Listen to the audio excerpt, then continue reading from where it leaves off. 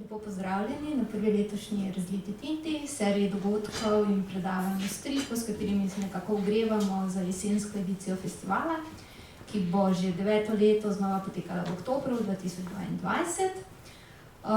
V čast mi je, da danes lahko pozdravim z nami dva velika poznavalca opusa Hinka Smrekarja, ki je bil v zadnjem času precej izpostavljen. Morda ste si tudi ogledali razstavo v Narodni galeriji, ki je bila v 2 delih v letošnjem in lanskem letu. Z nami sta danes dr. Damir Globočnik, umetnostni zgodovinar, avtor mnogih študij, tudi knjig o Hinku Smrekarju, in pa Ciril Horjak, dr. Horovic, stripar, ki v bistvu bo izkoristil današnji dogodek za vajo oziroma ogrevanje pred zagovorom doktorske dispozicije o Hinku Smrekarju in sekvenčni umetnosti, ki jo bo v sredo, mislim, da zagovarjal na Akademiji za likovno umetnost. Zdaj pa bi besedo prepustila kar njima. Za vprašanja bo na koncu na voljo dovolj časa, tako da bomo imeli tudi mikrofon, tako da kar vabljeni, da že tekom predavanja razmislite, kaj bi jo želeli dodatno vprašati. Pa še izkoristim to priliko, ker zdaj na začetku, da vas povabim na naslednjo edicijo, to je 22. marca, ko bomo pa gostili Zorana Smiljaniča, ki nam bo pa v bistvu pokazal potek nastanka in pa skrivnosti, ki jih uporabil v bistvu pri risanju stripa v Plečniku. Tako da uživate.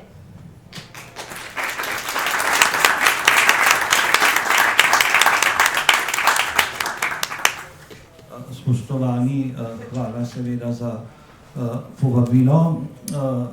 Prva polovica tega nastopa je moja. To bo bolj en kratek sprehod skozi opus Hinka Smrekarja, ki je bil tako karikaturist, ilustrator, grafik, risar, slikar, skratka, po mojem mnenju eden najbolj vsestranskih, najbolj zanimivih likovnih umetnikov, kar mi premoremo, ne samo svojega časa.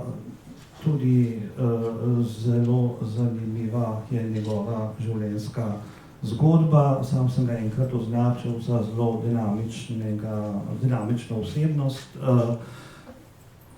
Tukaj gor sem pa zdaj slučajno videl, ko sem pripravljal ta PowerPoint, to je pač nekaj njegovih portretov. Ta risba je pa Smrekarjev pač ročni avtoportret, ki ga je narisal nekako v sredi 20. let, ko se je pozdravil po najhujši bolezni, o kateri bomo tudi nekaj še slišali. Gor je pa napisal levo zgoraj v latinščini, mislim, da piše ko in ko jetom, kar pomeni pač nemirno srce. Skratka, bil je izredno dinamična osebnost. Rojen je bil 13. julija leta 1883 v Ljubljani, v kar precej revni družini. Njegov oče Janez je bil sin kajžarja, se pravi bajtarja iz Javore blizu Janče. V Ljubljani se je pa preživljal kot izvozček, fijakar.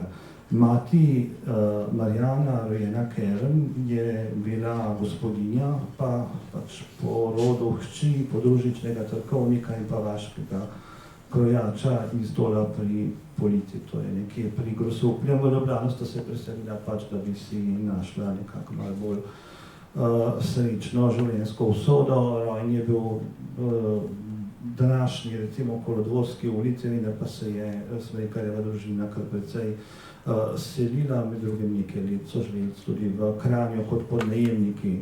Hinko Smrekar je v Ljubljani z zelo odličnim uspehom končal gimnazijo, obiskal je leta 1893 do 1911 in takrat so ga sošolci že cenili kot zelo izvrstnega karikaturista. Želel je študirati medicino, ampak glede na pač ta njegovo revno proletarsko poreklo tega ni mogel in se je v upanju, da bo dobil štipendijo, Knafljevo štipendijo, ki je bila namenjena samo za študente prava, vpisal na pravno fakulteto v Innsbrucku. Naslednje leto pa je nadaljeval z študijem prava na Dunaju in se vpisal v tečaj za učitelje risanja na srednjih šolah, ki je takrat potekal pri Avstrijskem muzeju za umetnost in pa industrijo, oziroma na umetno-obrtni šoli, kot lahko včasih tudi preberemo. To ni bil tečaj, ampak to je bila pač prava likovna šola, ki je trajala 2 oziroma 4 leta in Smrekar jo je tudi dokončal in to je bila v bistvu njegova edina likovna izobrazba. No, skratka, na Dunaju pa se je preživljal s priložnostnimi honorarji za občasna risarska naročila. Na Dunaju se je pa pridružil tudi umetniškemu društvu Vesna. Društvo je bilo ustanovljeno leta 1903. Smrekar je kmalu postal zelo aktiven član, med drugim je bil od marca do novembra leta 1905 predsednik društva Vesna. Društvo Vesna so ustanovili slovenski in pa hrvaški slušatelji likovnih šol na Dunaju. To je v bistvu druga naša organizirana skupina umetnikov. Prvi so bili impresionisti, njihovo društvo se je imenovalo takrat Sava oziroma Savani, drugi so bili pa Vesna, najbolj znani člani so Gvidon Birola, Maksim Gaspari, Saša Šantelj in pa Hinko Smrekar, če bi jih pač navedel, da je tukaj lepo abecedi, sicer pa je bilo članov več kot 20, med drugim je nekaj časa član Vesne tudi hrvaški kipar Ivan Meštrović. Za Vesno je bilo značilno, da so zelo veliko pozornosti namenjali risbi, risarskim tehnikam, grafikam.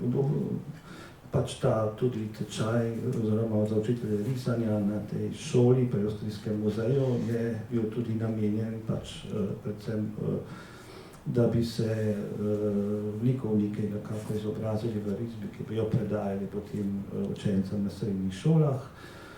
Po motivni plati pa so Vesnani zelo veliko pozornost namenjali prizorom iz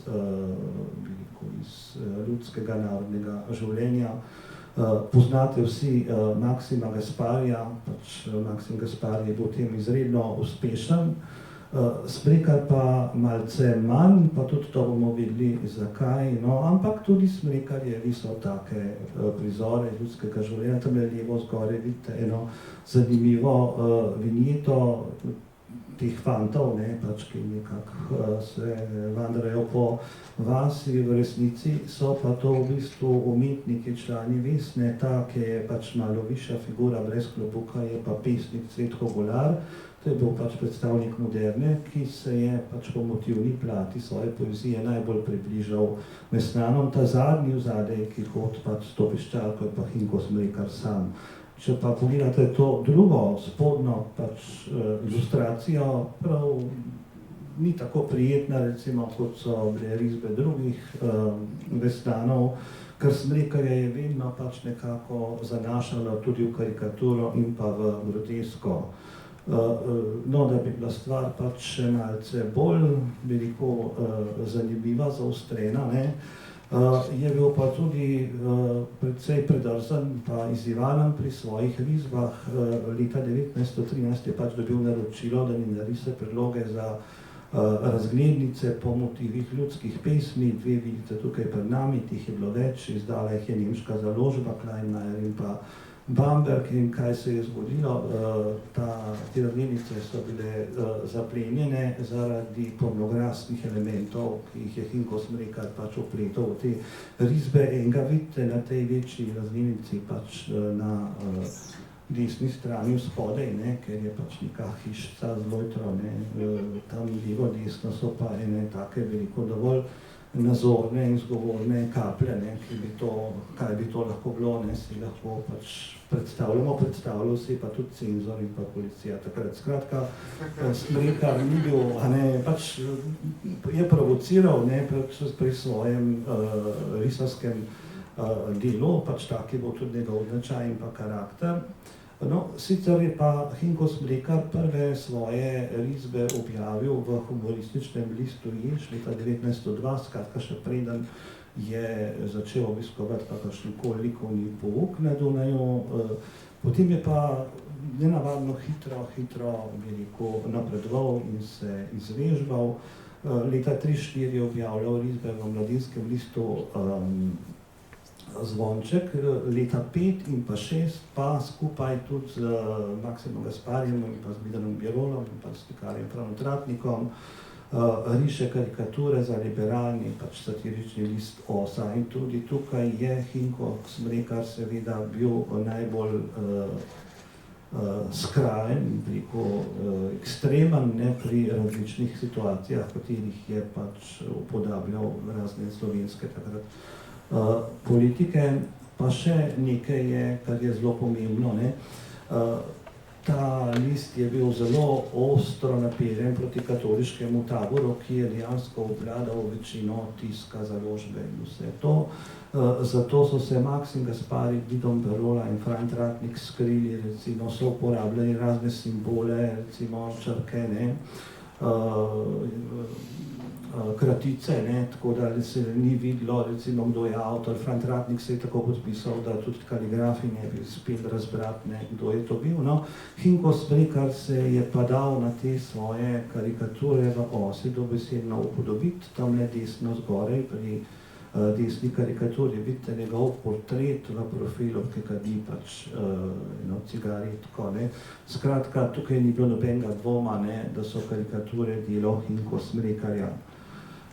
Bivanje na Dunaju je bilo za Hinka Smrekarja pomembno tudi zato, ker se je uspel, oziroma spoprijateljil se je z Ivanom Cankarjem. Ivan Cankar se je odločil in njegov založnik, Lavoslav Šrenter iz Ljubljane, da naj bi njegovo novo knjigo, to je bila gospa Judit, ki je prišla leta 5, ne bi jo pač likovno opremil en od članov društva Vesna, ne, in v Vesni so se odločili, da bodo naredili interni natečaj, ker so lahko vsi veliko sodelovali, nekaj tudi drugih osnutkov je ohranjenih. Cankar je postal na Smrekarja pozoren predvsem zaradi njegovih karikatur, to se pravi leta 1904 Hinko Smrekar prvič razstavljal na skupinski razstavi, to je bila prva jugoslovanska umetniška razstava v Beogradu in takrat je veliko edini med vsemi razstavljavci razstavil karikaturo. No, skratka, Cankar je prebral eno kritiko hrvaškega publicista Matoša in postal pozoren na Smrekarja, in ko je videl osnutke Resnanov, se je odločil za Smrekarjevo osnutek, za gospo Judit. Potem so pa še neki drugi bili momenti, ki sta si bila značajsko kar precej sorodna, ne, skratka, oba sta bila zelo naklonjena tudi satiri, recimo, in sta se spoprijateljila, tako da je Hinko Smrekar dejansko glavni ilustrator Cankarjevih del, likovno opremo, oziroma ilustriral je kar 7 Cankarjevih del. Ker sta bila seveda prijatelja, si je pač Smrekar lahko pri karikaturah privoščil pač marsikaj, ker to so bile mišljene kot neke prijateljske, recimo, vodice. No, pa tudi Ivan Cankar je portretiral Hinka Smrekarja v eni črtici oziroma povesti, ki se imenuje Povest o možu z dolgim nosom, ki jo je objavil v zbirki Za križem iz leta 1908. Ne. Skratka, opisal je Smrekarjev značaj, pač idealističen značaj, ki sanja pač o različnih projektih in zamislih, ampak se mu vse nekako sviži in zato ostane pač z dolgim nosom. No. Iz tega prijateljstva med Smrekarjem in Cankarjem imamo pa mi Slovenci še eno stvar, se pravi Smrekarjevo stvar.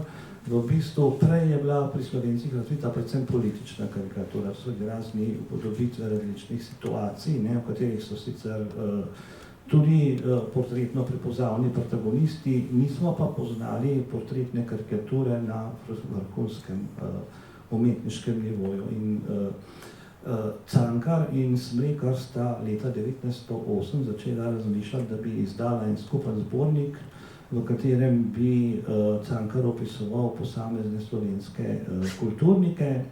Smrekar bi pa narisal njihove karikature, teh karikatur je okrog 20, Smrekar jih je narisal, ne. Cankarjev spis pa ni bil dokončan oziroma ostal je v kakšnem predalu in nikoli ni bil objavljen, ampak Smrekar se je takrat predvsem na podlagi tega projekta s Cankarjem odločil, da bo risal tudi portretne karikature. Te sicer niso iz tistega ciklusa od Cankarja, s Cankarjem, ne.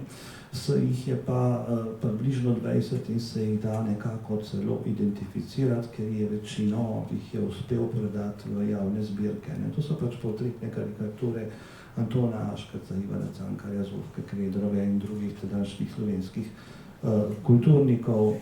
No, do leta 1913, ne, se je Smrekarjev že nabrala neko vrsta teh karikatur, zato se je odločil, da bo risal tudi skupinske portretne karikature.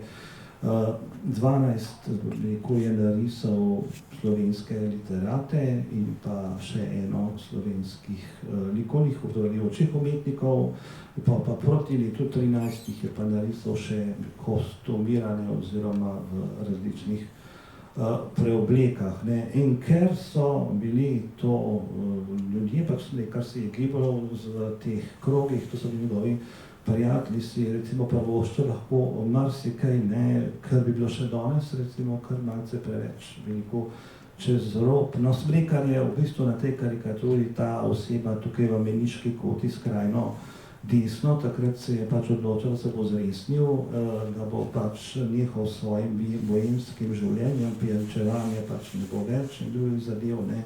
Zato se je pač odpovedal vsemu posvetnemu in se je upodobil kot meniha. Ob njem je pa recimo pač mož z brado v ženski obleki, ne. To je pa slikar Ivan Vavkotič, ki ga je narisal kot Parižanko, ne.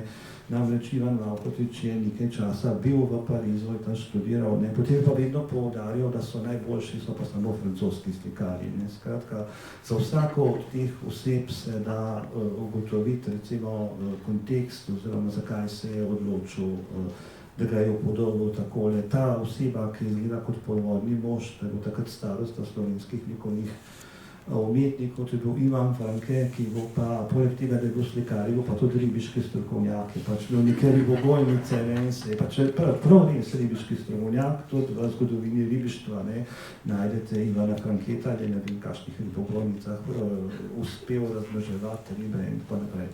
Ne,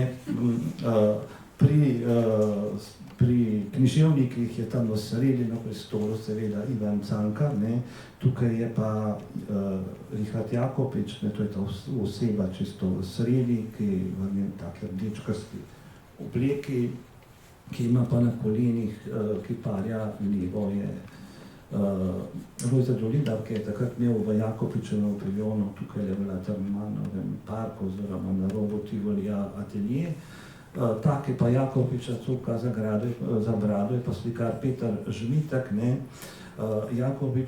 Peter Žmitek ni bil pač prav modern slikar, ne, sicer je študiral nekaj v Rusiji, ampak njega je pač zanimal nek realizem, pa še ta realizem ni bil na takem prav zelo kvalitetnem nivoju, ampak z nekega nerazumljivega razloga je pa Jakopič vedno na vse razstave impresionistov zmeraj povabil tudi Petra Žmitka.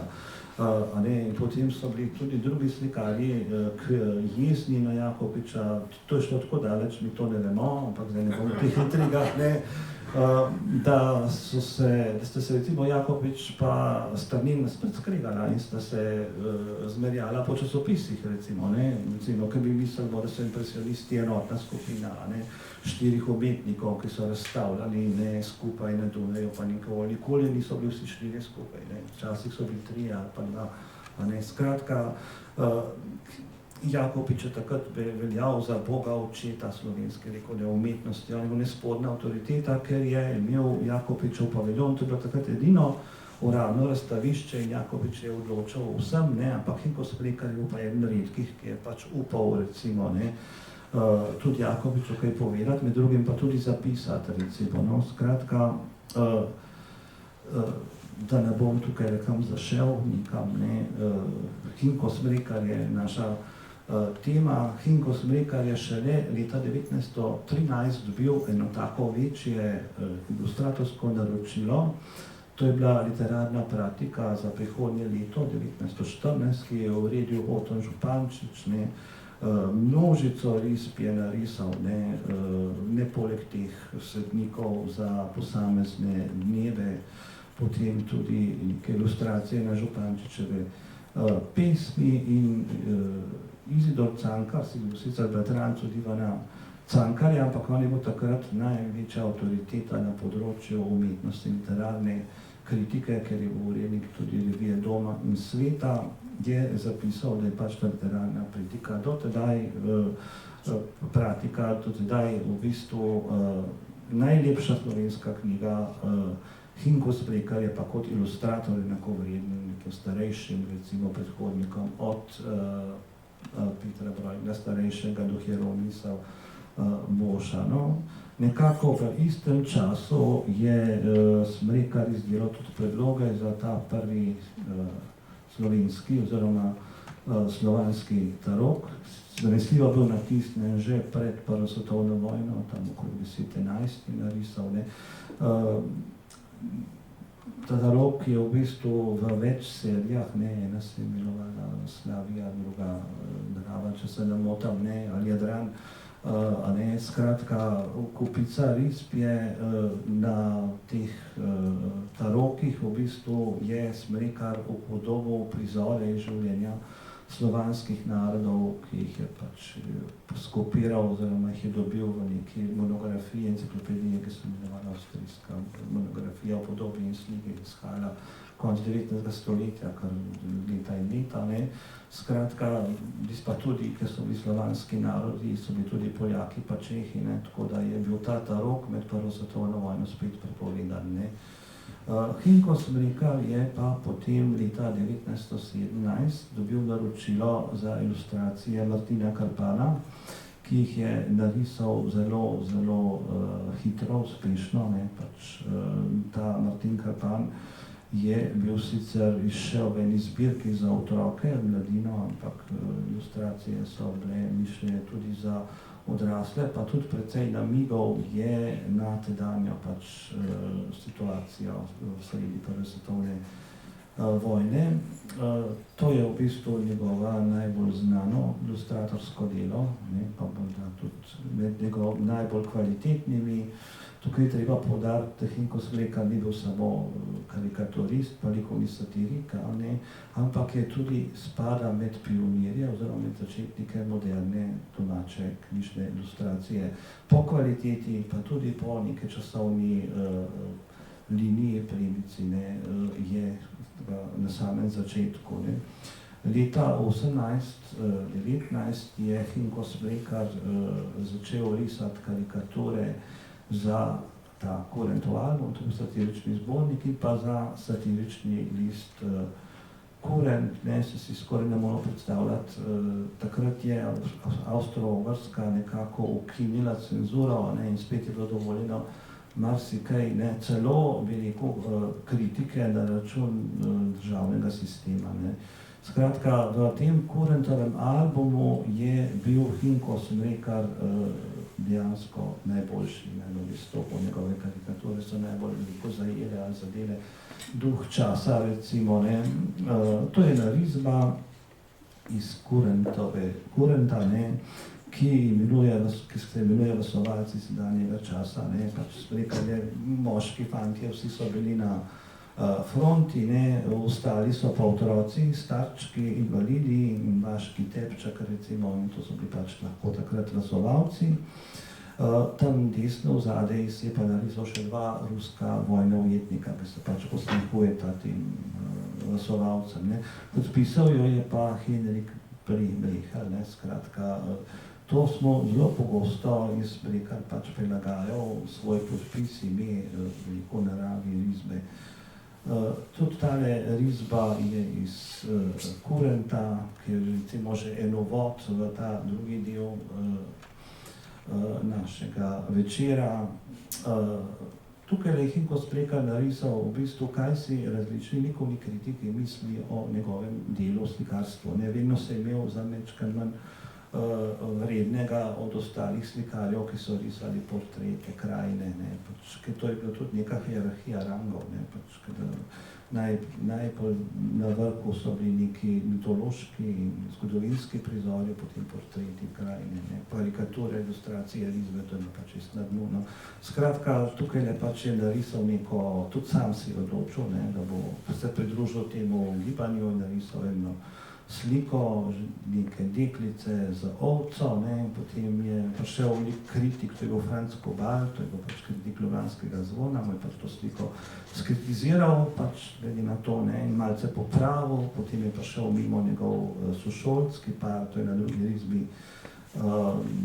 Svetoslav Perusci, to je bil sošolc njegov tudi v Ljubljani, ne, pa še potem na Dunaju, pa je spet malo popravil, potem je pa šel pa sam Richard Jakopič, ki on je pač risal z lopatico, z močnimi nanosi barve in še ta je mečkeno, a ne, vplival na ta motiv, ne, in potem je pač, ko vidite, ne, je neka kubistično-futuristična interpretacija ostala, ne, na mestu očice je pa en slonček, ne, skratka, Smrekar se pa v obupu, ne, obesil, ne, pač ta pesimizem se večkrat pojavlja pri Smrekarju. Daj, kar se tiče teh kontinuiranih ali pa nizov sličic, ne, ki vodijo lahko v strip, ne, mi dejansko niti ne vemo točno, ne, koliko tega je Hinko Smrekar narisal. Zanesljivo vse ni ohranjeno, nekaj vemo po opisih, ki bi bili originali, se ne ve. Namreč Hinko Smrekar je bil prvi, oziroma edini v tistem svojem času karikaturist, ki je risal satirične risbe in pa karikature ne za objavo oziroma ne po naročilu urednikov satiričnih listov in pa revij, ampak jih je zelo pogosto razstavljal po ljubljanskih izložbah. In to so bile pač njegove ulične razstave, ki so bile izredno odmevne in včasih so v časopisi objavljali kratke novice ali pa prave likovne kritike. Vse tiste skupinske portretne karikature, ki jih danes najbolj poznamo, je Hinko Smrekar prvič predstavil po ljubljanskih izložbah. No, tudi ta risba iz leta 1913 je bila razstavljena v izložbi tega založnika Cankarjevih del, Lavoslava Šventnerja. Kako vemo, da je to bilo pač tako? Zato, ker je policija zaradi nekih namigov in elementov tukaj, ne, vse so risbe za čisto nedolžne, tudi to risbo prepovedala in ta prepoved je bila objavljena v časopisih. Ne. Skratka, Hinko Smrekar je zelo rad tudi veliko provociral. Ne. Med Prvo svetovno vojno se je pa odločil, da se bo malce bolj intenzivno ukvarjal tudi z grafiko in tudi tukaj je Hinko Smrekar med pionirji, pravzaprav tretji po vrsti, ne. Prvi je bil Matej Strnin, drugi je bil Saša Šantel, ki je odtiskoval neke barvne linorize, zdaj govorimo o umetniški grafiki, ne o uporabni grafiki, ne.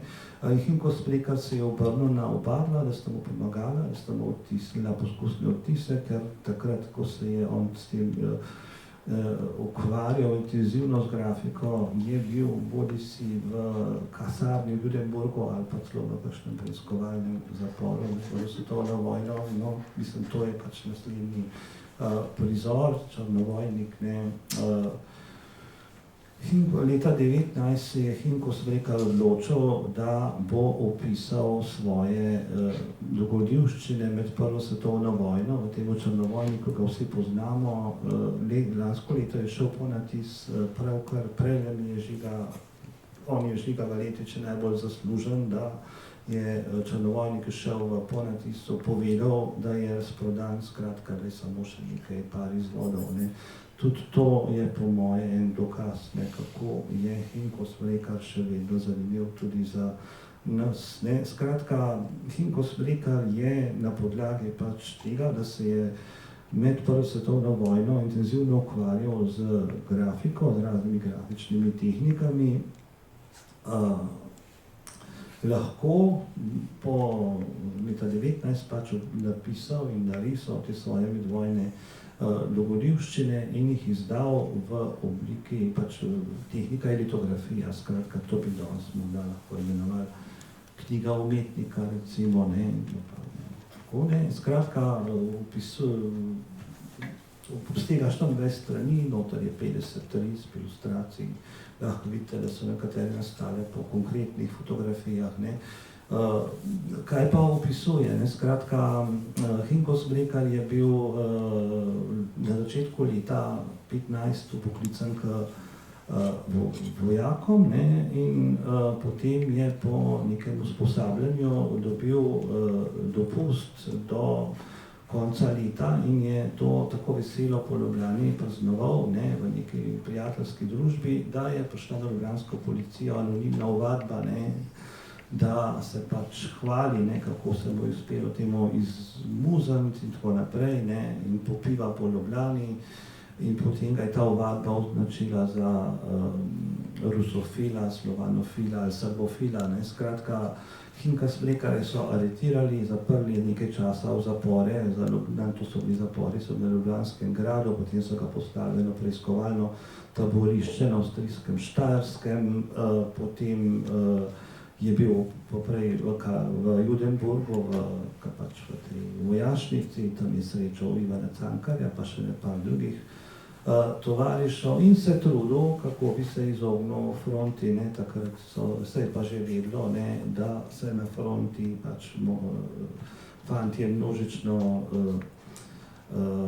umirajo, no, skratka, na nekem psihiatričnem, neki opazovalnici, ne, pri Gradcu, ne, so ga pač naposled oprostili vojaške službe, dobil je diagnozo, to se pravi hereditarni alkoholizem, dedni alkoholik je bil, ne, skratka, je bil nek alkoholik, ne, ki je bil že njegov oče in tako naprej.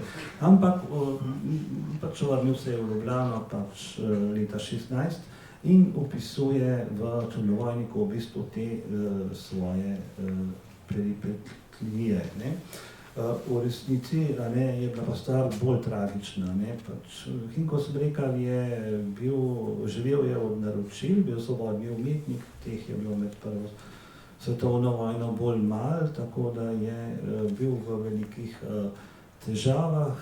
Leta 19, na začetku leta 19 je zbolel na pljučih, mislim, da je imel katar pljučnih konic, to se je nekako pozdravil po zimi na začetku leta 19. Marca so pa izbruhnile hude živčne težave, šlo je za nevrastenijo, to so pač psihološke motnje, ki se pač manifestirajo v različnih velikotelesnih simptomih, funkcijah, ne. Sam je sicer menil, da je to posledica srčne nervoze ali pa prebolele španske gripe, no, ampak te težave so bile tako hude, da je moral poiskati psihiatrično pomoč, najprej v Ljubljani, potem se je zdravil v enem sanatoriju Lasnic-Heje, to je na avstrijskem Štajerskem, in če se pogleda, bi rekel, kronologijo Smrekarjevih del, ne, kaj je ustvaril, so od leta nekako 1920 pa do sredine 20 let komaj kakšno delo, ne, skratka, nekaj let ni mogel normalno delati, ni mogel ustvarjati, ne, sam je to obdobje imenoval strašnih 7 let nespečnosti, skratka, ni mogel risati. Potem sredi 20 let se je pa že uspel pozdraviti, ne, in spet ustvarjal veliko z enim takim ritmom in z količino, ne, ki se niti predstavljati ne moramo. Ponovno se je lotil grafike, ne, to je pač ta njegov ciklus 7 naglavnih grehov. Če pogledate desno, ne, so spet neki taki elementi, ne, ki se že približajo po pornografiji. No, skratka, Hinko Smrekar se je takrat ponovno ukvarjal z grafiko. Na podlagi, po zaslugi grafike je celo dobil edino svojo začasno nekaj mesecev, torej je odšel redno zaposlitev vodil oddelek za grafiko na privatni umetniški šoli Probuda, ki je bila v Ljubljani. Takrat se je nekako tudi zelo vključil v jugoslovansko udruženje grafikov, ki je imelo sedež v Zagrebu. Hinko Smrekar, kaj je v bistvu, s čim se je Hinko Smrekar ukvarjal, to je pač en portret ali predstavitev njegovega dela iz ilustriranega Slovenca, ne. Risal je karikature, satirične ilustracije, potem je pripravljal te osnutke za razglednice, pa plakate. Prvih je, ki se je recimo ukvarjal z reklamno ilustracijo. Potem je risal spominske pa častne diplome od ilustracije, knjižne ilustracije za otroke, mladino, odrasle. Sodeloval z raznimi revijami, tam vidite tudi Ex Libris, potem so bili fantastični prizori, celo slika je tam ena pokrajina, skratka, kako obsežen je njegov opus, se niti predstavljati ne moramo, niti v Narodni galeriji, ko so naredili to razstavo in celo katalog del, ne. To ni katalog vseh Smrekarjevih del, to je pač katalog del tega, kar mi danes poznamo, ne. Recimo slikal je tudi portrete, preko realistične portrete na svojih razstavah, ne. Posebej je bilo vedno objavljeno, da pač umetnik tudi risal portrete in da se ni treba bati, ker to ne bojo karikature, to bodo portreti, ne, lahko kar pridete in pozirate, ne. Potem imel je pač nekaj razstav, recimo eno od teh je bila pa razstava, na kateri je razstavil samo otroške portrete, ne. Recimo in zdaj, če se pogleda, kaj mi poznamo od otroških portretov, pa nobenega ne poznamo. Skratka, to je vse nekje končalo v enih privatnih rokah, privatnih zbirkah, ne. No, kljub temu, da je Hinko Smrekar imel tako, bi rekel, bogat in obsežen program, motivni pa program, ne, tako ponudbo, ne, se je skoraj večino pač svojega časa življenja mogel utepati z raznimi finančnimi težavami, ne, tam se je tudi narisal s praznimi žepi, ne, v enem od svojih spisov, kar pač piše v svojem življenju in usodi, ne, prijemo se s to risbo. Mu je pa uspelo postaviti eno majhno hišico, tam sredi 20 let, leta 1927 je bila zgrajena. To je bila hišica, ki je v bistvu imela eno sobo recimo za skladišče njegovih del, ne, tako majhna, da jo je Smrekar imenoval Vila Kurnik, ne. Ta hišica je stala na koncu Rešovčeve ulice, tam v onem drugem delu Šiške proti, mislim, da je bolj proti, proti štadionu, recimo, ne, ker nisem glih iz Ljubljane, no, ampak na Rešovčevi ulici, tam blizu Plečnikove cerkve, ne. Skratka, takrat si je uspel to hišico postaviti, ne, izgledali je, recimo, da se bo to njegovo življenje nekako uredilo, stabiliziralo, ne. Ker je bil star že skoraj 50 let in je veljal za enega najbolj popularnih in priljubljenih domačih umetnikov, sicer malce boemskega posebneža, ampak vseeno, ne, enega najbolj popularnih domačih umetnikov. Leta 1933, Smrekar je bil takrat star točno 50 let, ne, se je pa odločil, da bo naposled izdelal en malo večji, malo bolj ambiciozen likovni ciklus, to je ta njegov najbolj znan likovni ciklus Zrcalo sveta, obsega okrog 40 naviranih perorisb in vsaka od teh risb prikazuje, bi rekel, pač neko stranpot, neko deviacijo, nek negativen, bi rekel, pojav v njegovem času. Da je uspel v razstavo, je to Richard Jakopič ga je povabil, ne, pač tisti Jakopič, ki ga je Smrekar prej kritiziral, recimo, ne. Jakopič je cenil Smrekarja, ne, kot risarja, ne, to je treba povedati, ne, da je nekaj teh risb razstavil, no, in potem so pa naletele pri nas na, bi rekel, na deljen, bi rekel, odmev. Nekateri so ga hvalili, nekateri so pa rekli, ne, da so preveč zapletene, preveč zamotane, preveč preobložene, ne, pač namreč, recimo tale risba se imenuje Angel miru. Angel miru ni ta figura s plinsko masko in s temi letalskimi krili in z tem faličnim, recimo, topom in tako naprej, ne. Angel miru je ena majhna drobna figurca, ki je tam vmes med nogami, recimo, ne. A ne, tukaj je vedno bilo treba pri Smrekarju poiskati pravi veliko bistvo ali pa smisel, recimo, kaj je hotel povedati, ne. In ta angel miru se pač temu angelu, recimo, ali temnemu angelu vojne v bistvu komaj da lahko zoperstavi, ne, in ta s plinsko masko, recimo, v rokah drži peklinski stroj, ne, na katerem pa pač sedijo neki državniki in se pogovarjajo, recimo, o bodočem miru ali pa o vojni. No, skratka,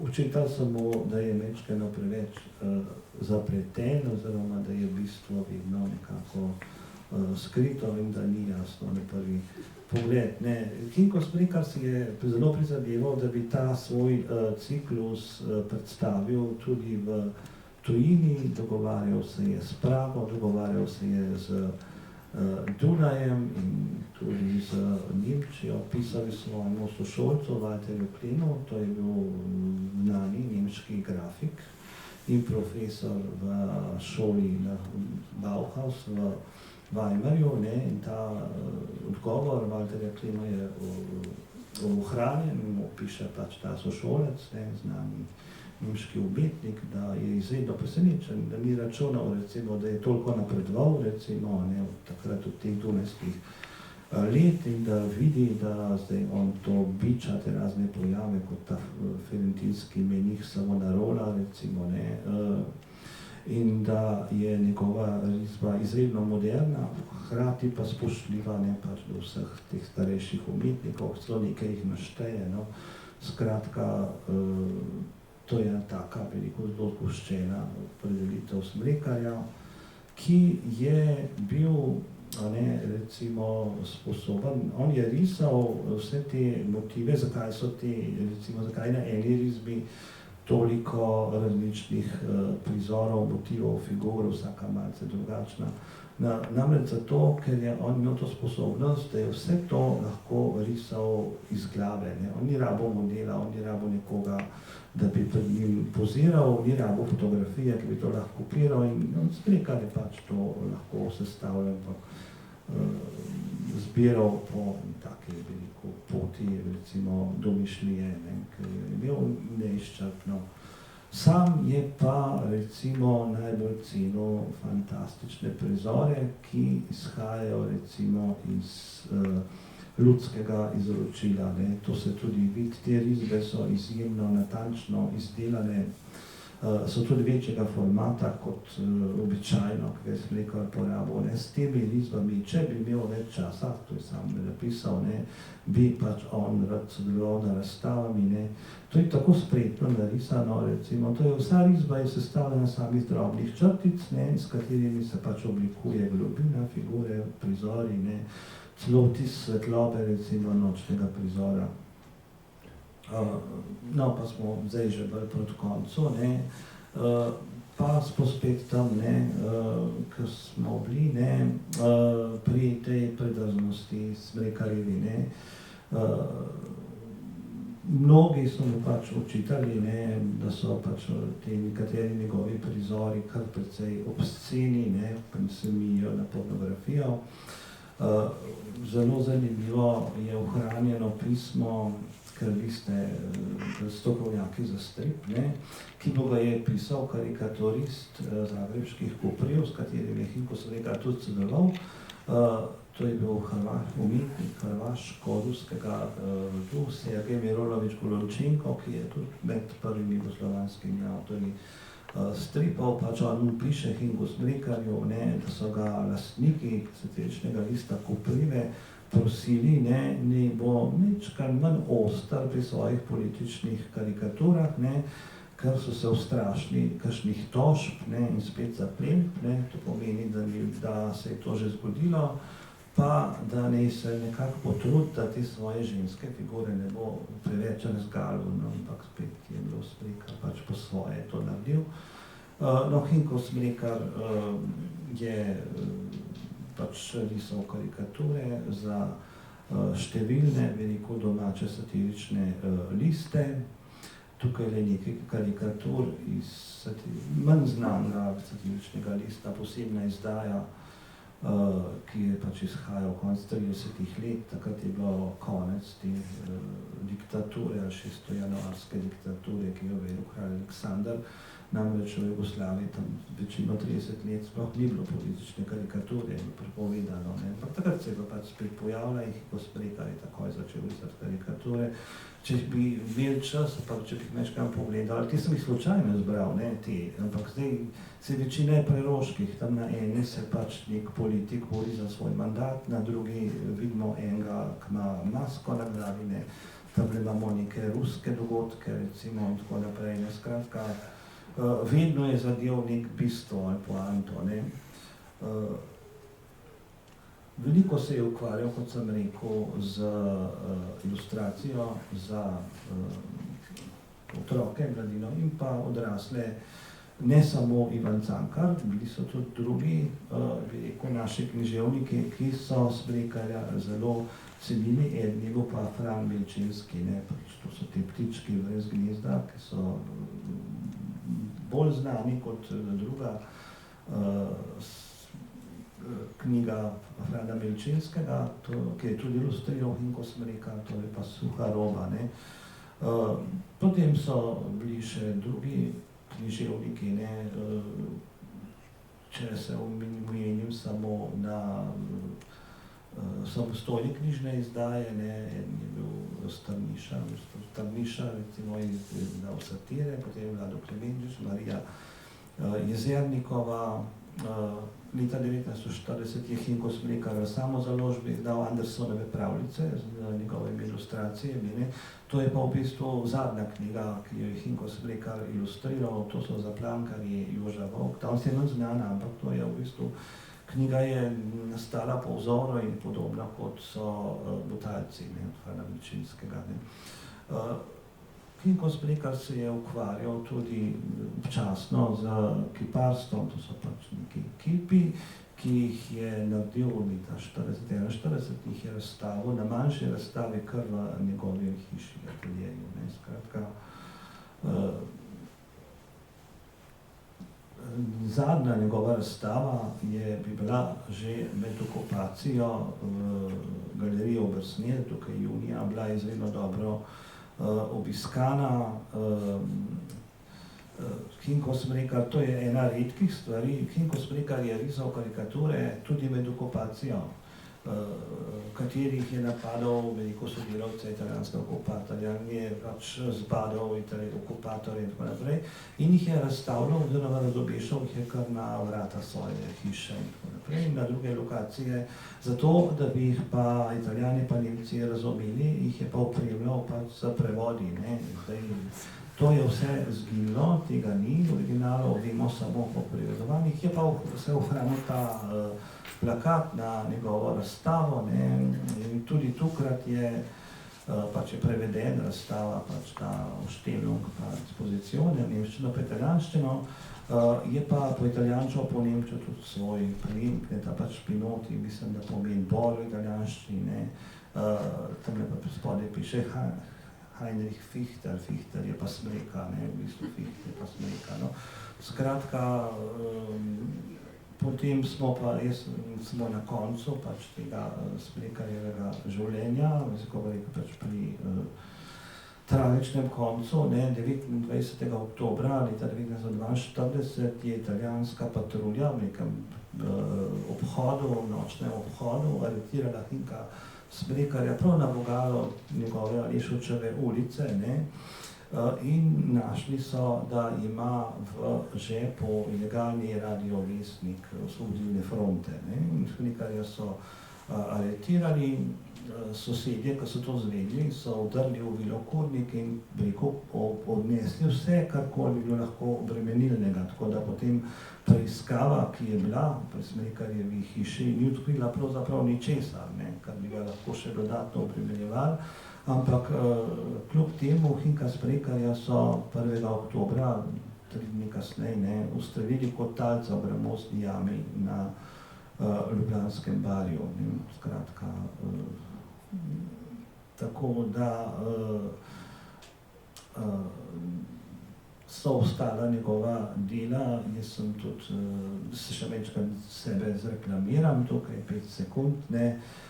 Jaz sem knjigo izdal o Hinku Smrekarju, kar je tudi razlog, ne, da ste me danes tukaj povabili, ne, in to, ko sem jaz zdaj govoril, v bistvu je polovica knjige, a ne, ne se ustrašiti, da bom zdaj še nekaj tokle govoril, a ne, ampak v bistvu, ne, in meni se ni zdelo, a ne, da se konča tako zanimivo življenje, ne, tako produktivno, tako ustvarjalno življenje, s tem, da nekoga, a ne, nasilno ustrelijo. Potem je pa še druga polovica, ki pa govori samo o Smrekarjevem ustvarjanju, ne, skratka. Če boste kdaj imeli možnost, a ne, malo tam še premislite, tam je mnogo več, ne. Kaj sem še mislil reči, ne, lansko leto je bilo Smrekarjevo leto, nikoli ni bil povsem pozabljen, cenijo ga njegovi kolegi ali pa njegovi nasledniki, ilustratorji, ki od leta 1993 podeljujejo nagrado za življenjsko delo, ki se imenuje po Hinku Smrekarju. Skratka, cenijo njegov prispevek za ilustracijo, cenijo ga karikaturisti in pa tudi drugi. Zdaj v drugem delu, a ne, bo pa Ciril povedal, zakaj ga cenijo tudi striparji.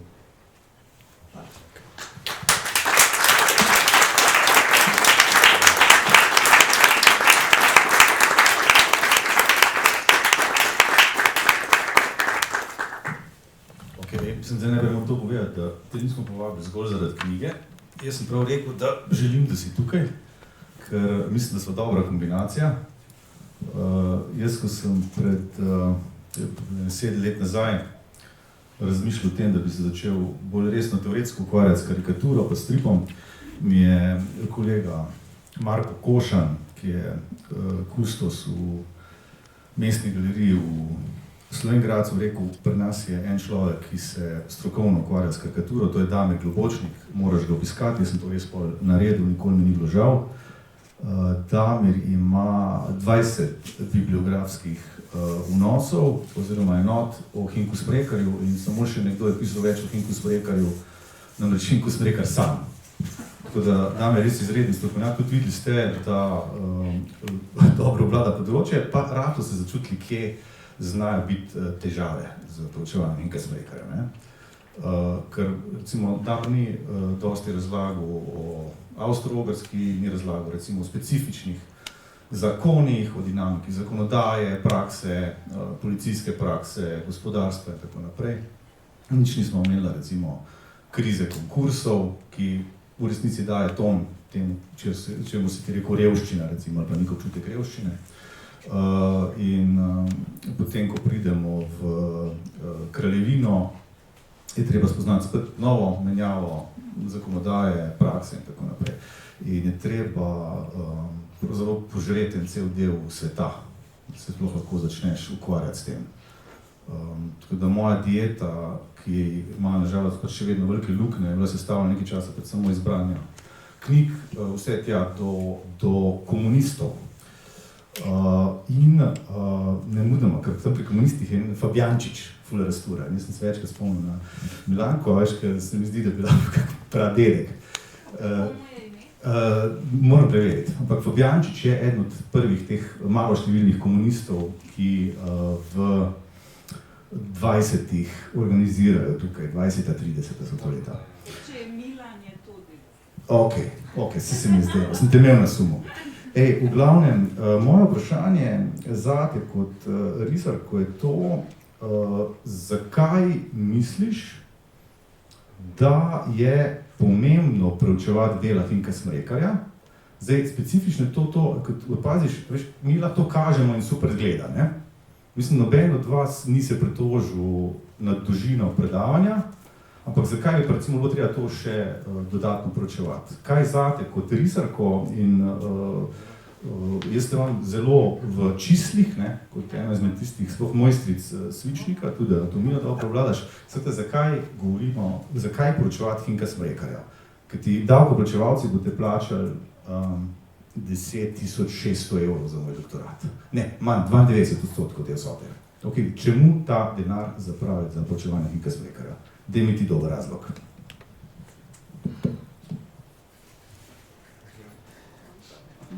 Ja.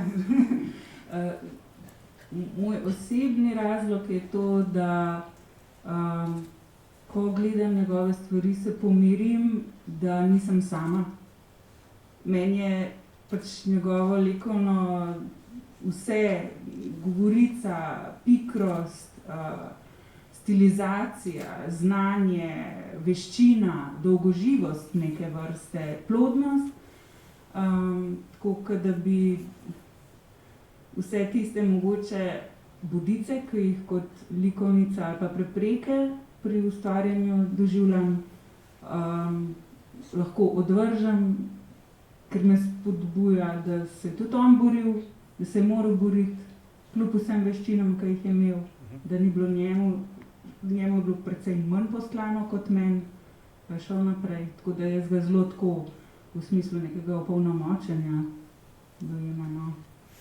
Plus, da sem danes vedela rojsten dan en dan pred mano. No, okay. Tudi za to. Ja. To so ti komunisti, vidite. V glavnem, hvala. Zelo dober odgovor. Skratka, tvoj odgovor je pravzaprav emocionalen, povezan z identiteto, uporablja si izraz opolnomočenje. Tu je ena taka fina, občutljiva reč, namreč, ko sem februarja 2018 poklical Jožefa Muhoviča in sem mu rekel, jaz pa vem, da bom delal doktorat, ne? Vem, kaj bom delal, a bi bil ti moj mentor, in je rekel, in sva se zmenila za kavo. In sva pila kavo, ampak na sosednji mizi, ne da bi za to vedel, je bila Beti Žerovc.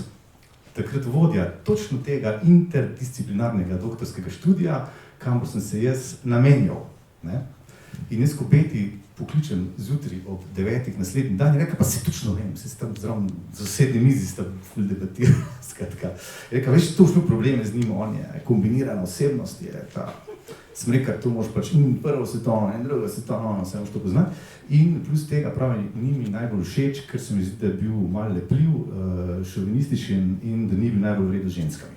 Okay? To je bila njena iskrena reakcija. In v resnici, če mu prešteješ recimo portrete, ki niso portreti, ki bi ženske izrazito kot objekt postavljali, ne, je to tako, mislim, ne vem, če rabiš vseh 10 prstov, ne. Videli smo tam, mislim, da eno pesnico si kazal ti, vem, da je Nadeždo Petrovič narisal, potem urednico Prijatelja, Pomagaj mi, no, rojena tam na Kolodvorski ulici.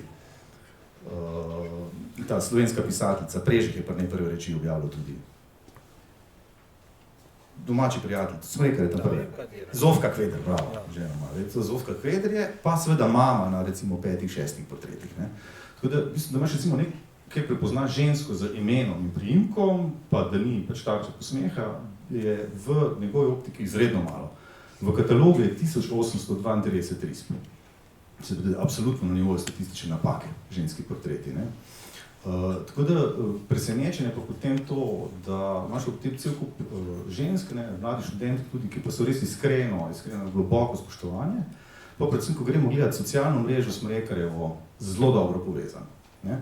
Tudi recimo zdaj, jaz bi, moj komentar Damerjevu bi bil v par točkah, recimo bi rekel. Ena stvar je to pomisleki glede Smrekarjevih financ, ne.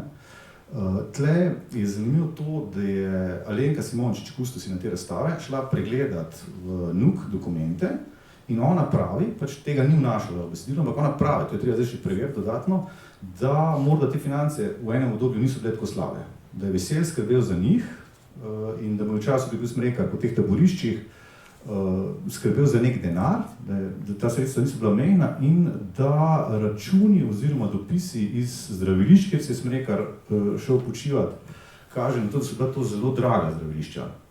Se pravi, ne poceni, ampak draga. Poleg drug diskurs, ki bi lahko recimo postavil pod vprašanje določene občutke, ki ga imamo Smrekar, bi bil lahko tudi ta, da pač vendar, da vsi ga objavljajo, tudi za vse dela, da je izredno dobro prisoten avtor.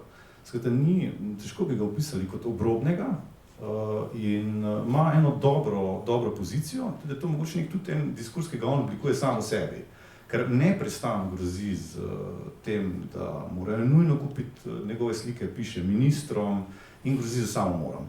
sploh v enih obdobjih zelo pogosto grozijo, on pravi pač, recimo to je bila taka njegova tipična fraza, bi bila poroka med mano in gospo Vrvjo je že dogovorjena, le še datum ni določen.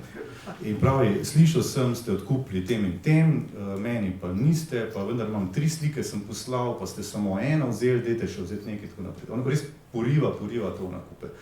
Zato, ker zdaj en graf vam tle pokazal, čisto tudi, da dobite en kontekst. Zdaj v prvem delu vam pokazal nekaj konteksta. Okay? Samo malo? Ok, ga vidimo, ne? Ok. Zdaj,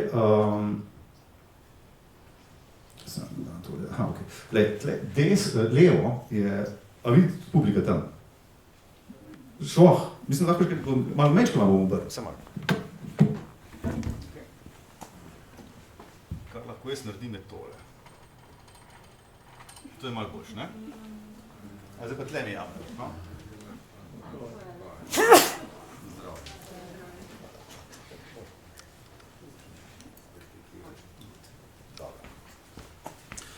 Okay, zdaj, ta Dunaj, ki tukaj spodaj sameva, skozi stoletja, je bil v družbi tako rekoč vseh mest evropskih, vse to velja od Porta do Budimpešte, je taka situacija, samo London odleti. Vir tega grafa je Paul C. Allen, to je strokovnjak, Američan, ampak strokovnjak za zgodovino britanske industrijske revolucije. In industrijska revolucija je bila skoraj res samo britanska. Britanci odletijo v nebo s plačami. In to povprečno gledano prav vsi. Tudi pristaniški delavci si lahko privoščijo dnevno eno pivo več, en hlebec več, skratka plače postanejo boljše, kar ne pomeni, da ni obupnih razmer v določenih situacijah. Govorimo o povprečnih vrednostih. Zdaj, Britanija ima pač privilegij, pod narekovaji, da faše kugo, feudalizem efektivno razpade, v nekaterih grofijah ostanejo ljudje sami in menjajo grofa. In grof mora ponuditi boljše pogoje. Tako da nastane nek delen odprti trg dela v Britaniji. Kralja ubijajo pred Francozi, ne pozabite, Cromwell, in nekaj zakonodaj. Med pomembno zakonodajo štejemo tudi Hogartov zakon.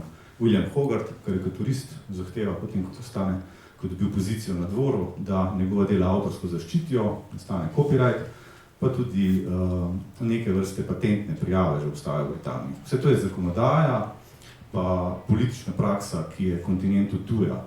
In ko pride hanoverijanski kralj v Britanijo, se modro zaveda, da mora šarmirati, da mora dopuščati, da javno mnenje mora torej upoštevati. Da Britanija z naskokom postane kraj, kjer se da dela dobro politično karikaturo in te zato ne ubijajo, ali pa ne fašeš neke resne kazni. Ta hanoverijanska krona, nemška krona, Britaniji prinese tako resno ugodno distanco med ljudmi in krono, dobra zakonodaja, visoka cena dela in ščitenje avtorskih pravic. To je tisto, zaradi česar se potem iz Britanije širi vpliv na kontinent. In Nemci, ko pri norcih, ponatiskujejo britanske časopise. In kaj se bo zgodilo v naslednjem stoletju? Ta barvni stroj se bo v 150 letih optimiziral, za 60krat bolj učinkovit bo postal in bo postal smiseln tudi v krajih, ki imajo lignit in torej slabši premog, slabši kalorični, in bo te mašine začele na veliko laufati, ne samo na Nizozemskem in Bruslju, ampak tudi v Franciji in drugod, tudi v Avstro-Ogrski. Ampak v času, ko je dokažen, je pa še tako, da recimo ima, ne vem, Britanija, lahko rečemo, 4000krat več parnih strojev kot kontinent, ne, kot Avstro-Ogrska recimo. Ok? Cool, to je kontekst, standard se dviguje, tako da dvomim, da bi lahko imeli Smrekarja 200 let prej. Bila je neka družbena mobilnost, samo je bila bistveno težja. On je le sin hišnice in izvoščka, ne, je bil on, ne. Tako oče. Ok, cool. Zdaj, še enkrat, jaz imam kar nekaj težav pri Smrekarju, namreč obseg dela je izredno velik, tako da tudi, ko začneš delati, se začneš izgubljati v detajlih in moj fokus je bil zelo precizen, zelo mehen. Danes vam tega ne kažem toliko. Malo sem vas na fintu vrgel, sem rekel sekvenčno Smrekarjeva dela. Malo bo v Smrekarjevih delih, ampak sekvenčnih, ampak nekaj bo. Cool? Ok. Tako da to je prva reč. Finančni, razmeroma dober finančni trend je takrat. Kljub konkursom, kljub konc 19. stoletja slab, pa imaš neko gospodarsko rast. Ok. Zdaj tukaj dobite en delček tega, kar bom kazal čez 2 dni, nekako tako sem strukturiral.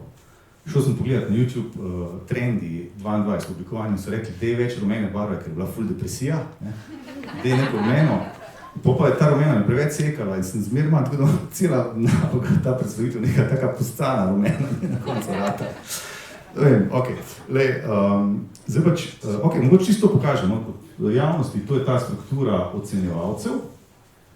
Delamo pa to, pasite, mislim, po nekih 20 letih znova.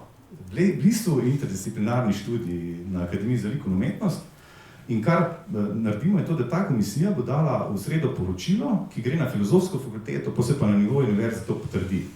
Point je pa to, da pač ima javnost pa strokovna komisija dostop do tega, kar kandidat pove in javnost ima tudi možnost reči ne. Pač ti bila tam se ful razjezil, ne, ker je v bistvu res glupo, da je rekel pač 10 jurjev, to je, mislim, pol kvadratnega metra, ne, 1 kvadratni meter, mislim, da dobiš v Šelenburgu, ne, in, ne, tako, ok, Najda Zvonik je ocenjevalka in predsednica komisije, potem sta pa tu Jurij Selan, pa Tomislav Vignjević, Vignjević tako odličen umetnostni zgodovinar, tudi poznavalec tega obdobja, Selan pa krasen študent kolega od Muhoviča, to sta 2 likovna teoretika, ki jih pa res ful malo, kot Selan pa Muhovič to pa dolg nič. In nekaj tudi zanimivih napetosti, kajti nekaj stvari, ki jih počnemo likovni teoretiki, se zelo dobro sklada s tem, kar umetniški zgodovinarji počnejo pod imenom slogovna analiza in podobno. Da umetniški zgodovinarji ne pravijo, pa zakaj ne rečete pač slogovna analiza, zakaj se greste. In pol likovni teoretiki pravimo, da mi nekaj drugega govorimo, ker mi znamo risati, ne? In pol to mi iz prakse govorimo in imamo malo druge izraze, pa druge postopke, pa druge cilje. In zanima nas toliko kontekst, kot pa recimo motorika, mehanika, delovanje in tako naprej. Pa je pa tu še Rebeka Vidrih, ki je pa moja sošolka iz osnovne šole, zdaj pa profesorica na filozofski fakulteti. Sem zelo strateško oba mentorja izbral, ker sem z obema človekoma, tako z Jožefom kot z Rebeko, preživel več let zapored skupaj in se nikoli ne resno sprl. In sem vedel, pač seveda obadal absolutno dosegati te visoke strokovne zahteve tega naziva, ampak emocionalno smo na liniji. Ok, zdaj pa tu, kar kažem publike, je to likovna teorija, odkot ta reč izhaja. Zgodovino imamo mi v bistvu v gestaltu, v enem delu gestalta, ki se je takrat še brez nevroloških raziskav ukvarjal z zaznavanjem, predvsem je to Arnheim. Pol so pa te naši slovenčki Putina pa Muhovič ful naredili. Tako da, ko sem šel nazaj pogledati recimo terminologijo, Muhovič je malo skromen, ne, prav ja je Arnheim takrat zapisal, vraga, mislim, to je kar Putina pa Muhovič artikulirata te izraze in imamo nek poseben štos tu v Republiki. In to samo misli, tako gremo. Tudi sploh nimaš ustreznih prevodov in tudi neke težave, ker ti, ko delaš doktorat, moraš vprašati, ali prispevaš k globalni znanosti, ne. Slovenija ne zanima sveta znanstveno. Ti moraš nekaj reči v postsocialističnih republikah tega tipa, ne. Imamo take in take štose in to velja za vse postsocialistične republike tega tipa, ne. Zato Smrekar tukaj velja v tem mojem študiji kot vzorc. Nekaj, če jaz napravim neko metodologijo, je ta metodologija uporablja tudi širše. Razen, če bi bil Smrekar edini avtor, ki bi to na planetu delal in bi bilo treba prvi zaradi tega preučevati. Ok? Zdaj pa tle je pa nekaj zanimivo, ne? Pač, da uporabljam izraz logika, ok? To je že šit, ne? Ker jaz v bistvu nimam dobre izobrazbe v logiki, tle bi se mogel matrati vmes to teorijo množic, ne? In to je nekaj, kar boš ful zanimivo ugotovil pri katalogu, veš? Katalog mora vedno biti tak, da katalog enot, ki jih preverja druga avtoriteta kot tista, ki dela ta katalog. Ne? Zato, ker tle lahko do ene logične nesreče pride, ki je rasno po gruntu, to je tisto vprašanje, množica vseh množic, ki ne vsebujejo samo sebe. A poznate ta razlog? To so iz Arnesa Kimajo, ne? In to je bila taka huda nesreča in so se mogli v bistvu dobiti skupaj in reči, shit, a ta množica vsebuje samo sebe, ali ne? Udarili so potem nekaj trenutkov po mizi, te fantje, to so te Frankl, Barki, pa Levi, 73, in so rekli, pač množice ne smejo vsebovati samo sebe. In v bistvu ti, ko delaš doktorat, boš toliko stvari grupiral pri takih umetnostno-zgodovinskih predelih, da si moraš nekaj pravil napisati. In eno izmed teh pravil je to pač, to bi pomenilo, izogniti se moram recimo temu, da bi jaz delal nek katalog, kjer bi rekel, to je pa katalog evidentiranih del, pa jaz sam delo evidentiral s tem katalogom. Vedno moram biti ven. Ok, zapletena reč, ampak dobro je to prepucati, pač moj naslov zvezka lanskoletnega je bil metodološka metlica, se pravi počistiti. Metodološko, da se nekje ne zakoljem v 5. letu študija. Pa še mogoče ta zadeva, to je tudi mogoče zdaj konkretno, govorim sam Arnesicom, ja, mislim, likovnost je pač kot ful resničnega življenja nekomutativna, ne. Tudi ti matematika, interništvo z 20 zelo, ampak res je to, pač moraš to povedati, pač ni, recimo tudi, ko ti matematični točni postopke opisoval, pač samo delno, ne bodo mogli vsega popisati, zato ker pač ne alfa. Tako da, okej. Pa sekvenčne artikulacije, to je pa bil šok, ne, ker smo tako lep naslov sekvenčne podobe, sequential art smo bolj prevajali v angleščino, se je lep slišali. In Muhovič zadnji dan predtem to oddaval uradno, pa še podaljšal so mi, reče, ne, mora biti sekvenčne podobe, ne mora biti, kak sequential art, sekvenčne artikulacije. To mora biti, to je edin pravilni izraz, tako strastno. In vzmo pa to, kje si bil prej, mislim, družba se od leta 2018. S tem, grem jaz pogledati nemudoma v ta njegov debeli leksikon in super izraz, veš, odprt, ne, tak tudi malo, neki malo vkus po neki artičoki, a veš, tako malo, ne, dober. In jaz rečem, ok, cool, tudi, veš, tle sem povedal, mislim, tukaj je zapalil za to artikulacijo, da sem se vedel, da ne bom mogel se izpogajati to. In ta izraz sekvenčne artikulacije je bil korak nazaj od specifičnosti sekvenčnih podob. Zato, ker artikulacija pomeni nekaj, kar ti kot likovnik skupno praviš. Pa fajn je tako, ko imam mečken slutne jezika, ker ti artikulacijo pogosto uporabljajo v jeziku, kako oblikuješ misel, kako oblikuješ tudi ritem, recimo, govor in tako naprej. In sem rekel, super korak nazaj. To je v bistvu tako, da bi rekel, nekaj, kar je v nekem zaporedju, pa nekaj, ki je skupno pravljeno. Zdaj, to, kako je to skupno pravljeno, s tem se pa ukvarjamo. In dobene nalepke ne dajemo. Celo beseda podoba, celo tej besedi smo se izognili tukaj. Okay? Tako da ta izraz tako imenovanih protostripov, veš, protostrip bi po grško že pomenil prvi, ne? Protos je prvi, hudiča, ne, glih to nočem zdaj se reči, da so ti prvi stripi. Jaz pač te artikulacije gledam, kako to dela in bom videl, kaj bo prineslo. Zdaj pa, tle katalog, ne, ki je res pač pomemben za to moje delo, čeprav, kot si predstavljate, to kritična pravca smo videli z Damirjem, ne, tega kataloga, ampak 1832 delene je noter in evidentiranih. Ne. In tak pregled res v takih horizontali je mogoče delati prav tudi zaradi tega kataloga. Jaz sem naštel približno 70 sekvenčnih podob, ali pa če hočete teh artikulacij. Jo, ok. Tako, da, si že trzno, ne? Ok. Tako. In to zgleda približno tako, ne? To je, živite, zdaj, to je ta moj, recimo, kos sendviča, ne? In stvari, ki so noter, so pač take, recimo, to je ena taka zgodna, veš, dopisnica Cirilo, veš, kaj sem, a ni dobro, pač, ne? In imaš zelo zanimivo, vidiš, da so nekaj stvari zanimivo dogaja, tako teh sekvenčnost, ne? Tale reč, zdaj, a to je sekvenčno, a ni, a lahko vrstni red zamenjaš, vidim, da odkimavaš, tudi se strinjava, tle, mislim, da je.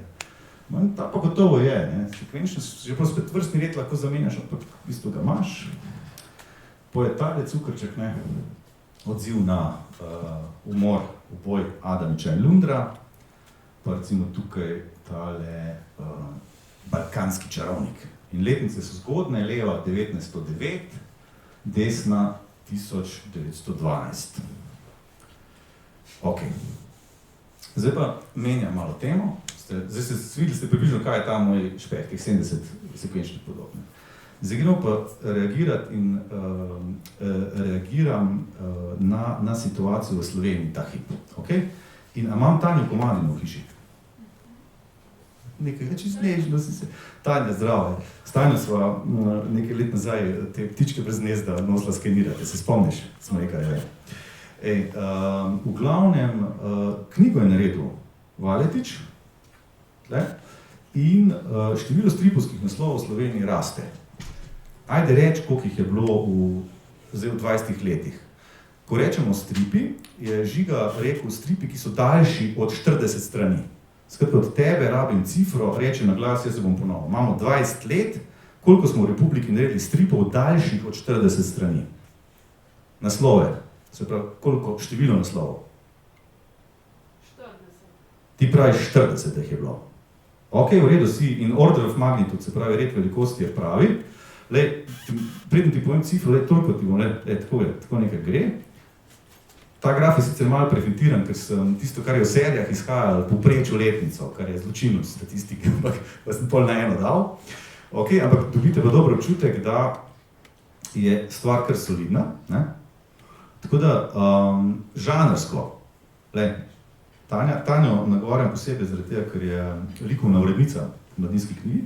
Kako se žanrčki, fikcija, drama, pa se pa kar nekaj trata, tule po 15-ki eksplodirajo žanri. Ne?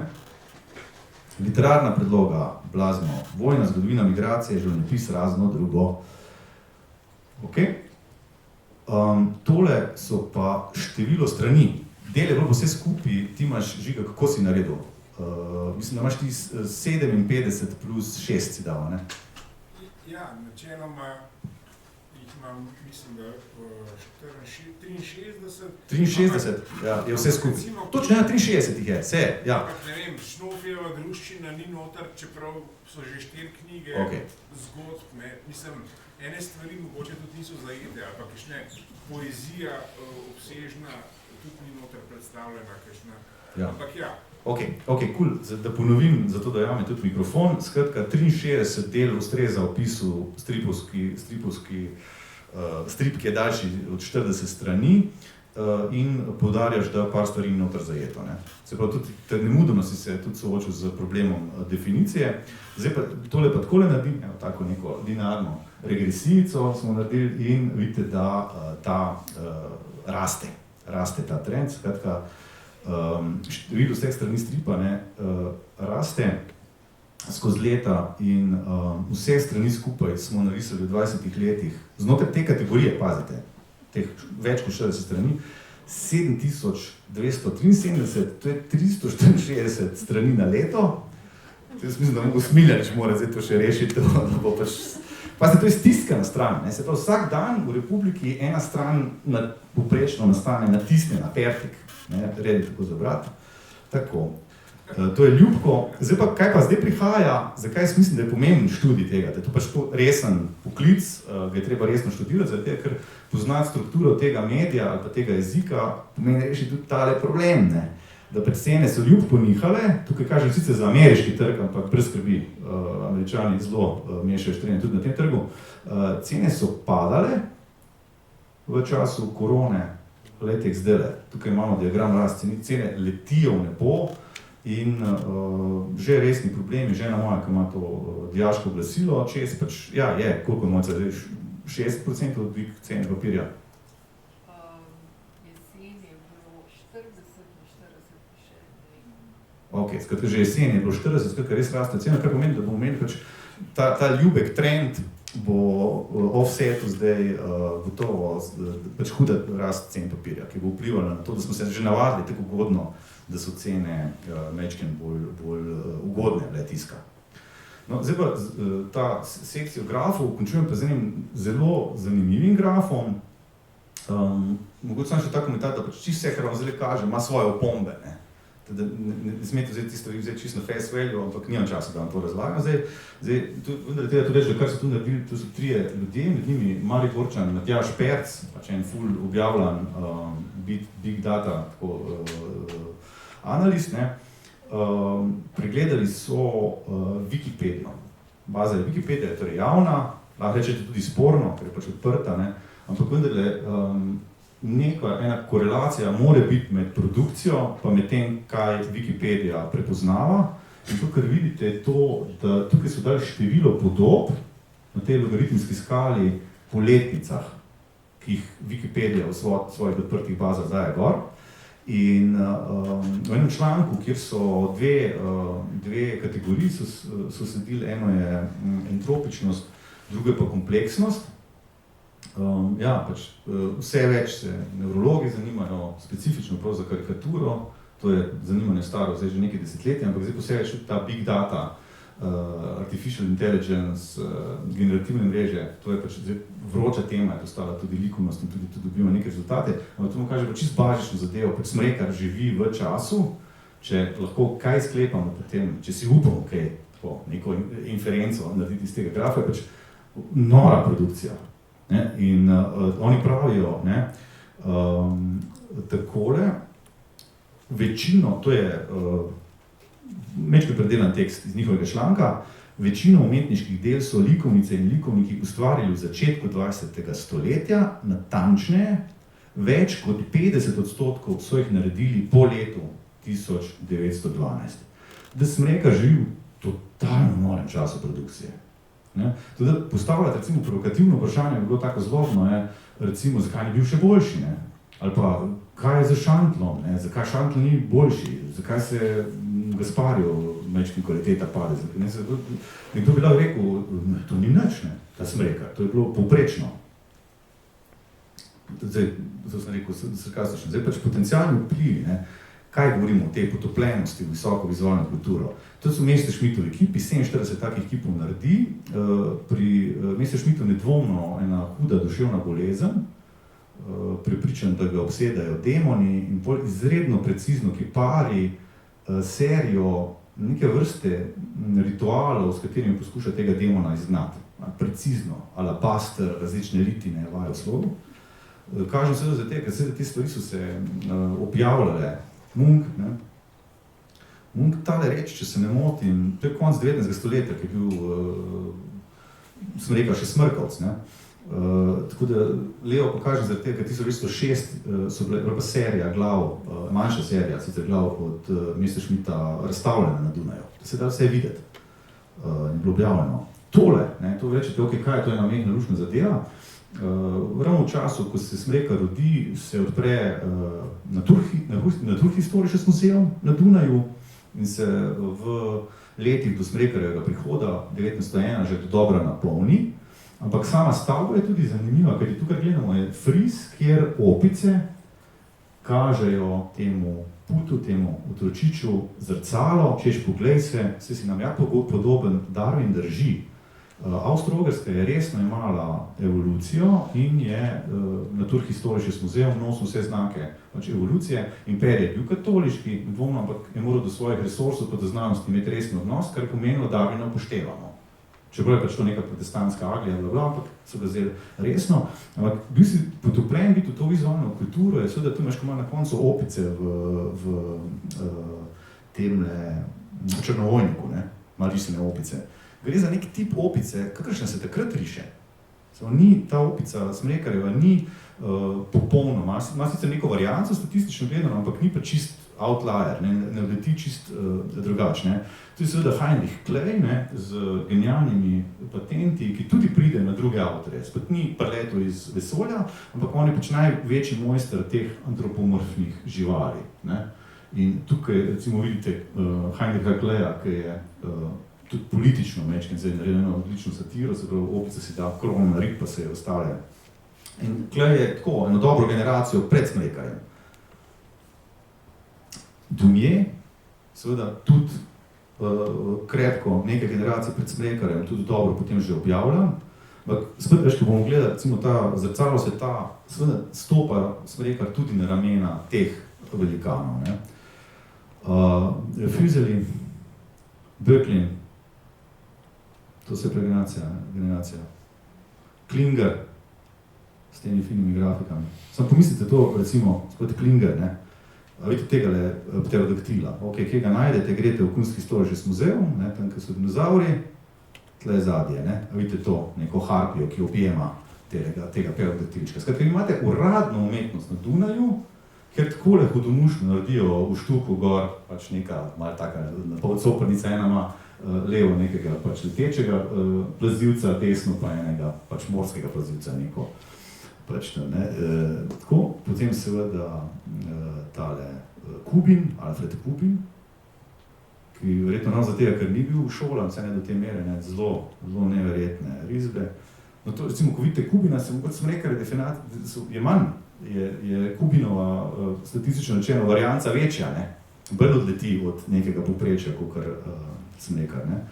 To, kar je v bistvu pretvarjali, pa že nek standard, ne? To so pa te zgodbice, ki so z Wilhelmom Buschom kar v redu te lekcije premiku, da to, kar se da opisati, je pač to, kam te lekcije grejo. Ne? In lahko ti neko lestvico narediš dom, pa pol sosedna hiša, pa ne vem, čez potok, dal bi se narediti neko in ta lestvica ne bi mogla biti čisto pač tako zvezdna, ampak lahko bi rekel, čisto koliko ta likec potuje. Zdaj, to je čisto nek resen problem, ki mi je Muster razlagal, ki imel probleme z tem, da likom nismo sprehajati v času pritiskov oblasti takrat. Smo rekli, prav, ne smeš jih pelati v tujino, je bilo navodilo urednikov. Po jih je on pelal na Luno, ki jih nismo rekali, recimo. Ampak, zdaj tu te lekcije v bistvu ful špancirajo, čeprav tle, kar kažem, je še vedno to, da imaš še vedno, vidite, kako skrbno drži to, čemu rečemo v likovni teoriji vizualna konstanca, oziroma zaznavna konstanca, pač pa tudi se, da opiše ta v mansardi, levo, imate nek niz črt, ki jih avtor skozi ponovi, to je zaradi tega, da mi se ne bi zmedli, ne. Pa tudi to, kar ima ta likca na glavi, te lase so namenjeni temu, da se spet mi ne zmenimo, da tako, ta tip risbe, poenostavljena tip risbe, se zelo potrudi, da našim možganom pride nasproti. Da te spremenjajoči se pogoji tega, kar pada na retino, ne, so tu stabilizirani. Risari so taki karikatur, pa risari stripov, ful prijazni do možganov. Tako avtorji logotipov, vedno veš, da je to Nike, vedno veš, da je to Radenska, ne? Zaradi tega so različne frizure. Tako to je tako močna vizualna konstanca, oziroma zaznavna konstanca, da sta potopljena, mi še točno vemo, kdo je Vicko, kdo je Packo. Ne? Okay. Pomoč pa tole, to te pa zdaj prosim, da ti pokaži, prosim te lepo sliko 16 na svojem.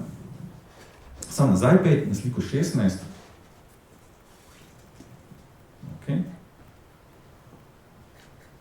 To.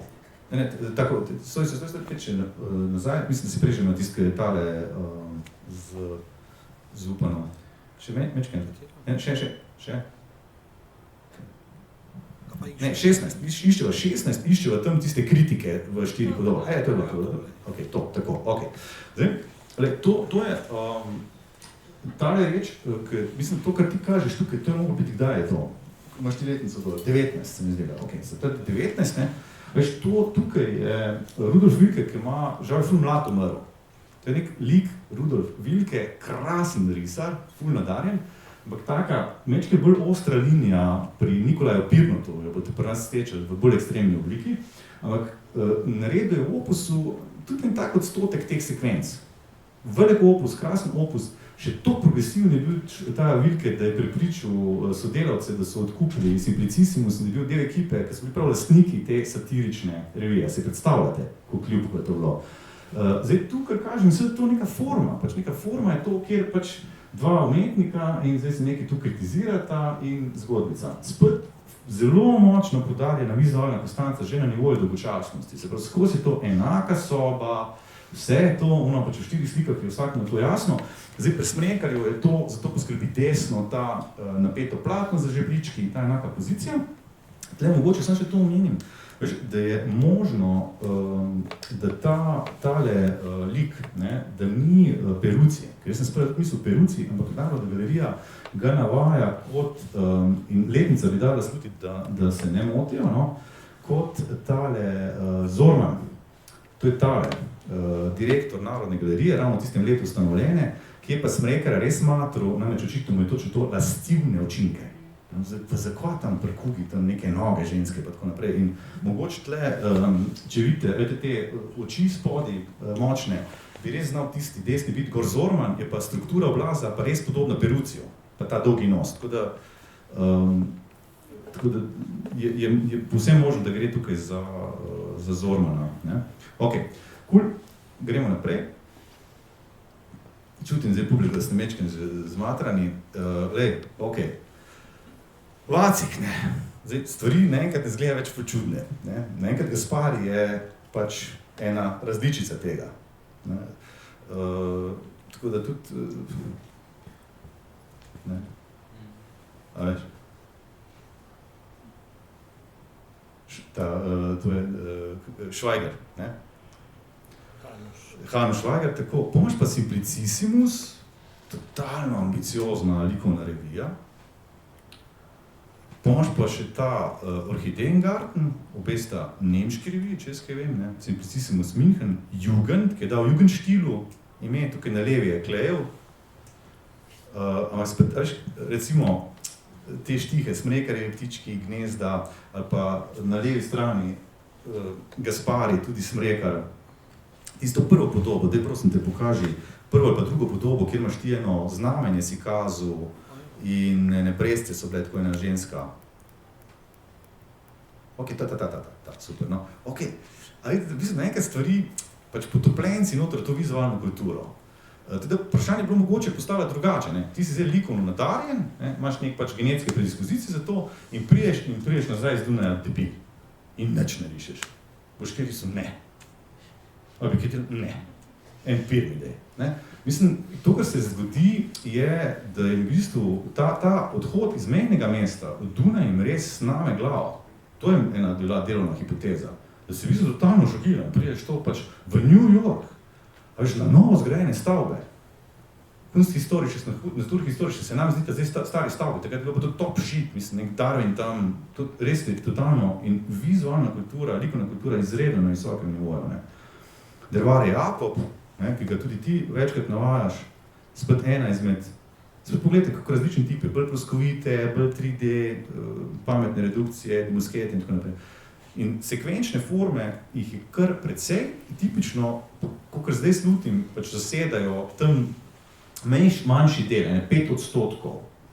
In slutim, da te sekvenčne forme, ki jih objavljajo v tistem času, ne samo pač na Slovenskem, ampak tudi ne samo v centralni Evropi, ne samo na kontinentu, pa se to dogaja pravzaprav globalno, da jih bomo teže razlagali kar kot neke predhodnice, ali pa najmanj, kar bi bilo pametno razlagati, kot neposredne predhodnice stripa.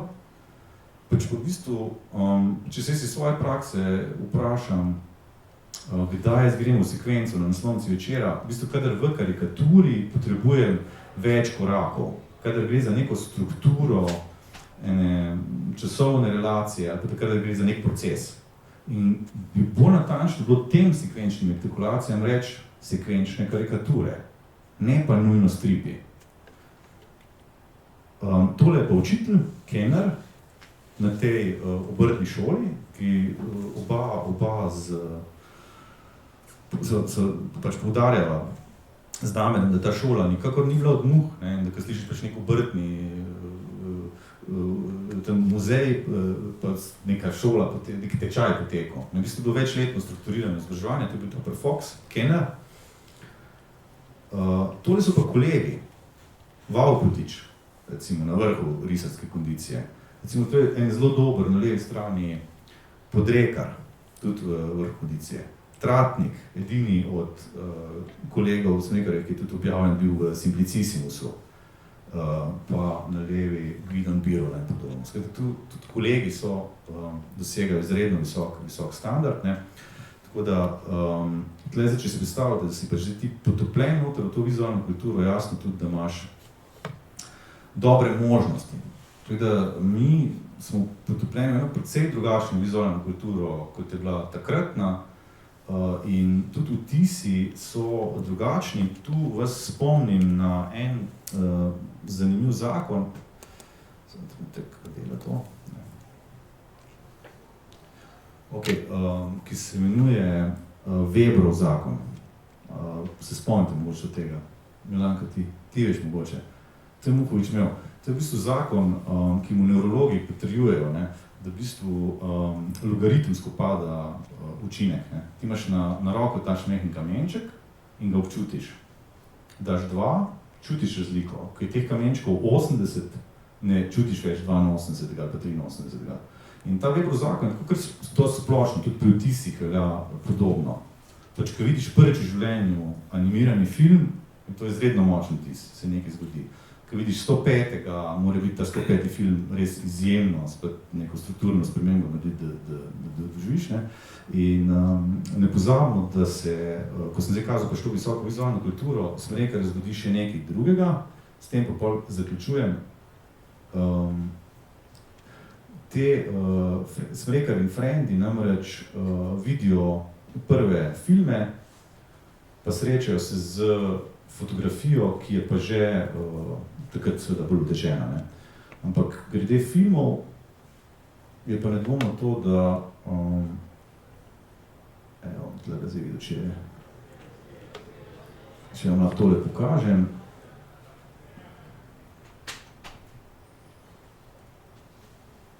Če bo zalaufal, evo ga. Samo. To je Qing Ling Fu Outdone. Ok, zdaj to Windows vlada ne more to predvajati, bomo dali pa z VLC-em. Drži? Arne se strinja. Ja. VLC, to ni nek naš šlov delo, to VLC, naše gore liste. No? Lega. No, to je zdaj iz ameriške knjižnice, to vam kažem, letnica je to 1900, ne? Imaš pač nekega čarovnika, Qing Ling Fu Outdone, to je zato, ker bo boljši od tega originalnega kitajskega čarovnika, ki je konec 19. stoletja v ZDA zaslovel, ok, zdaj začalo to, vidite, voda je not, ne? In pol on zamahne z to plahto in so noter neke race. In neke take trike izvajajo tudi ta Kitajci v ZDA. Ni res s tem zaslovel, blazno delo turneje. To, kar gledamo, to je pač produkcija Edisonovega studija, ki je pa verjetno bila kar avtohtona v Parizu, so neki pač Parižani to delali. To se pa pač nekega otročka te je začala. To je to, ok, cool. To je to, super. Tako, zdaj, zakaj to kažem? Zato, ker ta reč, od smo rekli, tale sekvenčna artikulacija postane manj skrivnostna. Zato, ker rečeš, ok, pač, zdaj tu, temu on reče čarovnik, a vidite gor napisano, ali diplomat po Balkanski vojni. In zdaj jasno, zakaj to ni čarovnik s cilindrom, pa z zajcem, ampak verjetno, tudi če sem nekaj tega filma ni videl, čeprav bi se to zlahka zgodilo, ker je bil pač ta ljubljanski fotograf, ki je Smrekar dobro poznal, imamo fotografijo, Smrekar fotografiral, je leta 1906 prvo rundo imel distribucije filmov, pa še kasneje v drugo v Ljubljani predvajal te kratke filme. To, kar govorimo, je mogoče to, da pri teh premikih bi šlo lahko tudi za ene učinke fascinacije, začudenja. Nekaj podobnega, kot je recimo pri nas ta Lekanovska trojka, predvsem Alenka Zupančič, pa do nekaj tudi mladi denar, ki so opisovali pač ta fenomen zvočnega filma, fascinacija z zvokom, z gibom. Skratka, to je računš generacija, ki se sreča prvič z gibom in to zelo močne vtise in potem pač neke te oblike ali pa stereotipne geste uporabiš za to. Zdaj, tle pa sem še en cukor, če pokažem pa konc, pa sem da to videli, kako to plačila. Res tudi malo dolgočasno že vmes analizirati stripe. Ja, evo. To je pa zdaj ena druga reč, je pa ta reč, ki bom pokazal, je pa tist Adamič Lunder, ki ubija Adamiča Lundra. To je pa zdaj moj diagram vseh rok in takole sem recimo to kategoriziral in to so neki delovni nazivi, ker ne vem, kam še s tem naredil, pač neprikazani palec. Ok, konc. To je to. Ne, čisto dosti ste videli, absolutno ne bom, jaz imam štrom, lahko preklopim, no problem, ne bom. Teda jaz mislim, da to je računalnik, je pametno. Kaj smo videli zdaj? Umetno inteligenco na delo.